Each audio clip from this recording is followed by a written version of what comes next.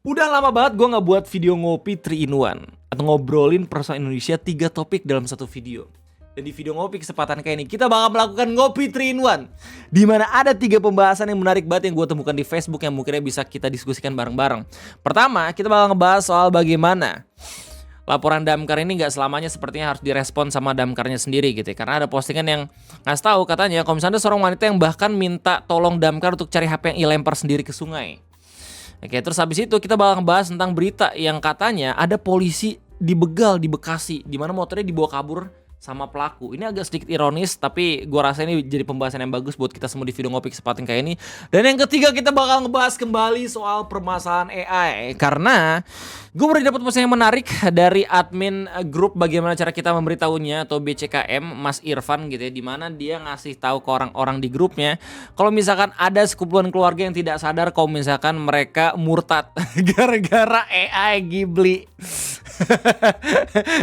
Ini lucu banget. Ini salah satu bahaya yang mungkin aja gitu gak diketahui sama orang-orang yang cuman asal menggunakan artificial intelligence. Bahkan lu sendiri pun gak sadar kalau misalkan yang lu upload itu justru ngerubah agama lu sendiri. Selamat datang di Ngopi 3 in 1, dimana gue bakal memperhatikan kepada kalian semua 3 topik yang tadi udah gue sebutkan. Tapi sebelum kita bahas bareng-bareng, ada pesan khusus dari seorang perempuan yang gue temukan di media sosial yang bagus banget nih buat kita para laki meresapi dan juga benar-benar memahami apa isi dan juga concern dari seorang perempuan tersebut. Oke. Ini postingan gue dapetin dari akun Facebook Imas Stefani Alexa gitu ya. Dimana postingannya kayak gini. Gak ada cewek yang setia. Damn it. Terus gimana kita para laki bisa mencari pasangan yang setia? Mbak kasih tau kita kenapa cewek gak ada yang setia. Please. Ada batnya. Ada tapinya men. Oke, kasih tau kita. Aku rela nungguin dia. Die. Dari jam 17.55 atau jam 6 kurang 5 menit. Jam 6 sore kurang 5 menit sampai jam 7 malam lewat 5 menit. Dan lebih parahnya lagi dia udah tertangkap basah selingkuh 3 kali. Dan aku masih bisa bertahan. Jadi selama ini Mbak itu berbohong kalau misalnya gak semua cewek itu setia. Apa jangan-jangan karena mereka sudah capek dihianati? Mungkin ini saat yang tepat untuk kita break out. Ini bahasa saya banget anjir. Kita break out ya anjay. Break out itu bukannya proses jerawat biar pecah gitu ya. Terus itu thank you for the effort so far ago. Chest going. My chest will always stagnate. Ya bentar, chest going. Chest going artinya apaan? Kayaknya Google Translate nggak separah ini dah kalau misalkan dia buat terjemahan. Just going apaan? Oke. Dada pergi. No, dadanya pergi. My chest will always stagnate for you, anjay. Gila. Kita harus apresiasi bagaimana mbaknya gitu ya, dengan kepercayaan dirinya bisa mengupload postingan kayak gini gitu. Ini keren menurut gue. Daripada lulu semua gitu yang sampai sekarang masih belum coba bahasa penjajah, yang mending mbak ini gitu. Meskipun pada akhirnya beberapa orang mungkin bakal tertawa melihat statusnya yang galau tapi dengan berbahasa Inggris, tapi seenggaknya beliau sudah mencoba. Oke, jadi petua yang ingin dia kasih tau ke kita itu bukan petua tentang perasaan gitu ya, tapi petua tentang bagaimana caranya kalian harus pede sama berbahasa Inggris. Oke, kita bakal mulai dengan pembahasan yang pertama, di mana kita dapat kabar dari dunia damkar Indonesia, anjay, yang responsif itu, yang keren itu, yang menjadi pahlawan masyarakat zaman sekarang, anjir. Katanya ada postingan yang ngasih tahu ada seorang wanita minta damkar cari HP yang ia lempar ke sungai usai bertengkar sama pacarnya. Jadi ini tuh dia lempar sendiri by the way. Terus banyak banget orang-orang di kolom komentar yang pada setuju kalau misalnya sepertinya nih damkar sudah mulai ngesortir dah atau ngefilter beberapa laporan-laporan yang masuk biar seenggaknya tuh energinya atau waktunya tuh nggak kebuang sia-sia untuk ngelayanin hal-hal goblok kayak gini gitu loh.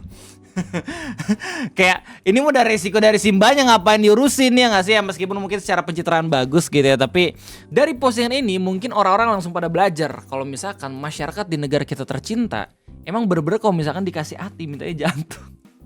Udah kelihatan ya, udah ngelihat ada instansi yang bagus, yang etos kerjanya baik, yang cekatan, tapi direcokin sama hal yang kayak gini. Balik lagi, meskipun pada akhirnya buat pihak damkar sendiri ini bakal jadi citra yang bagus banget gitu ya, karena mau laporan sana apapun bakal mereka usahain untuk dibantu, tapi untuk mbaknya kayaknya bakal menjadi reputasi atau bakal menjadi image yang kurang bagus gitu ya. Karena laporan dia akan menjadi contoh kalau misalkan gak semua laporan yang masuk di Damkar itu harus diproses. By the way, berita ini muncul di tanggal 21 Maret 2025 di Instagramnya BPBD Kabupaten Tangerang. Kemudian diberitain sama Detik News tanggal 22 Maret 2025 dengan judul lempar HP ke kali usai ribut sama pacar, wanita di Tangerang panggil Damkar. Nah, endingnya kayak gimana Bang Ray? Endingnya itu masuk grup Facebook. Grup Facebook lah. 2 minggu kemudian tanggal 3 April 2025. Enggak, endingnya itu Damkarnya nggak bisa nemuin HP-nya gitu ya. Tapi seenggaknya tetap respect karena mereka udah mau ngebantuin. Bahkan kalau misalnya lu lihat videonya, mereka udah pengen terjun langsung ke TKP. Gila, lu lihat nih. Gua reload dulu biar langsung durasinya dari awal. Anak Hon.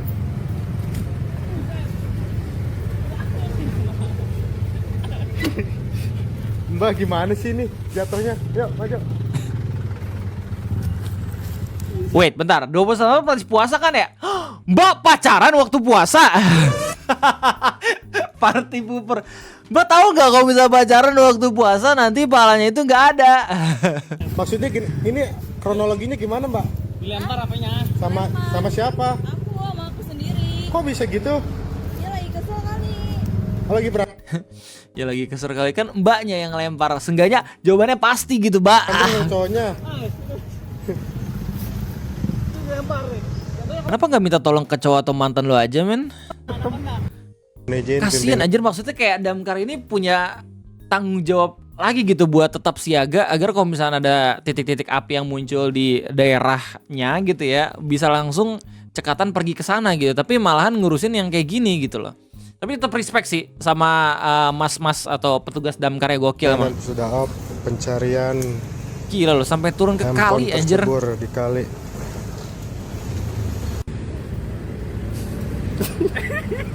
Malah di sini nih. Iya, ini pada akhirnya dikasih tahu kalau misalkan nggak bisa ditolongin kayaknya. Menurut gue itu bagus.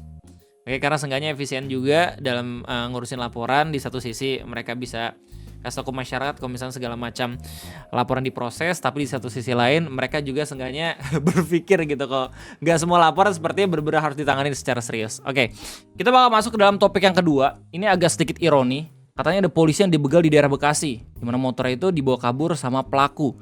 Kejadian itu tanggal 2 April 2025 di Jalan Kalimalang, Cikarang Utara, Kabupaten Bekasi, Jawa Barat. Buat lu semua penikmat ngopi yang emang tinggal di daerah ini, hati-hati juga ya. Berarti di berita ini dikasih tahu kalau misalnya masih ada begal di daerah lu. Terus habis itu bahkan yang jadi korbannya polisi gitu. Dan ini diberitain di tanggal 3 April 2025. Setelah polisnya itu dibegal, langsung ditolongin sama warga. Ditolong warga untuk lapor polisi gitu. Jadi polisinya dibegal, ditolong sama warga. Terus habis itu warganya lapor polisi. Bukan polisi yang dibegal, tapi polisi yang emang ada di daerah Cikarang. Terus habis itu Polres Metro Bekasi langsung menyelidiki kasus ini, di mana polisi sudah melakukan olah tempat kejadian perkara dan meminta keterangan dari saksi-saksi terkait kasus itu. Beberapa orang-orang yang ikutan komentar di berita ini langsung mengaitkannya dengan berita-berita begal yang lainnya. Karena fakta kalau misalnya banyak masyarakat kita yang udah menjadi korban begal, benar-benar ada. Dan gak sedikit antara mereka yang menyayangkan kalau misalkan beritanya cuma jadi angin lalu doang. Terus habis itu kalau misalkan pada akhirnya pelaku ditangkap, belum tentu kendaraan lu itu ada. Dan kalau misalkan kendaraannya ada, belum tentu itu lu bisa dapat dengan gratis.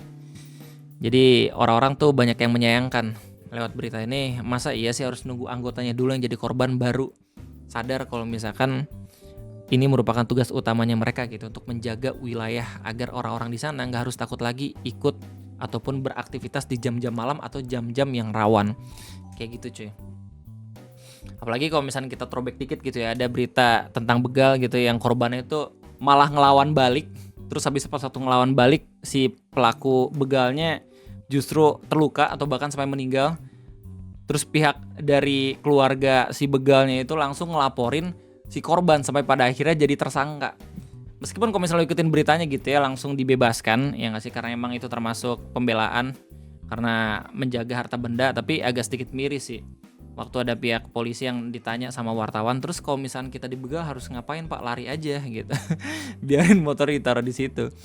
Jadi kan orang-orang malahan kurang respect gitu ya sama bagaimana tanggapan dari pihak Pak polisinya. Tapi ini terjadi di tahun 2024, semoga ini bisa jadi evaluasi yang matang gitu ya, nggak cuman ngelawan mahasiswa doang waktu demo, tapi ya justru benar-benar bekerja sesuai dengan tugasnya kayak gitu.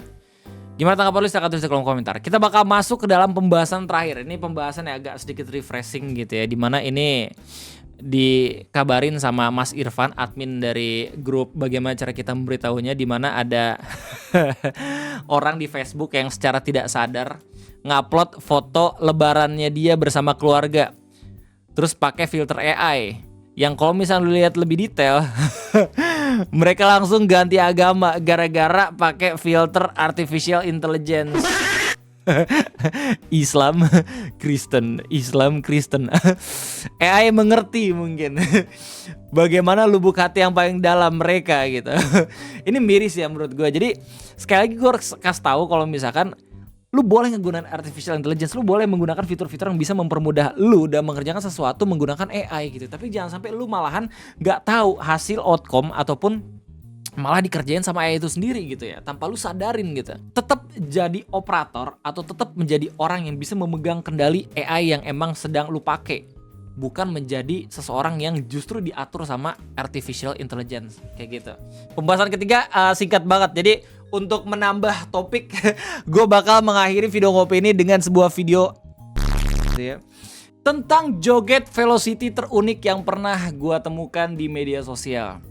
Sejauh ini gue jarang banget ngikutin tren velocity. Gue udah 2-3 kali diajakin sama teman-teman gue waktu bukber atau waktu kumpul keluarga untuk joget velocity, tapi gue nggak mau. Karena apa? Karena gue nggak pengen ngikutin tren yang gak gue tahu, kayak asal muasal dari mana, dan gue juga nggak pengen nyari tahu sendiri kayak gitu. Meskipun gue sering banget buat video ngopi buat nyari doxly. Bahkan ketika ada video yang nyamain antara joget velocity sama joget Yahudi, gue jadi makin males gitu buat ngikutin. Tapi gue tetap ngelihat juga beberapa joget-joget velocity teman-teman gue, jadi gue tahu gitu mana aja yang unik, mana aja yang biasa aja. Daripada joget velocity, mending gue ngikutin joget Derago.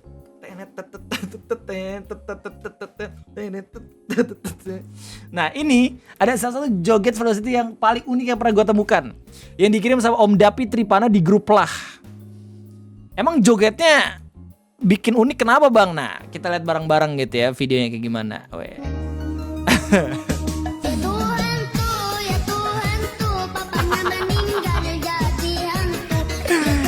Yes, mereka dengan kesadaran penuh joget velocity di depan kuburan.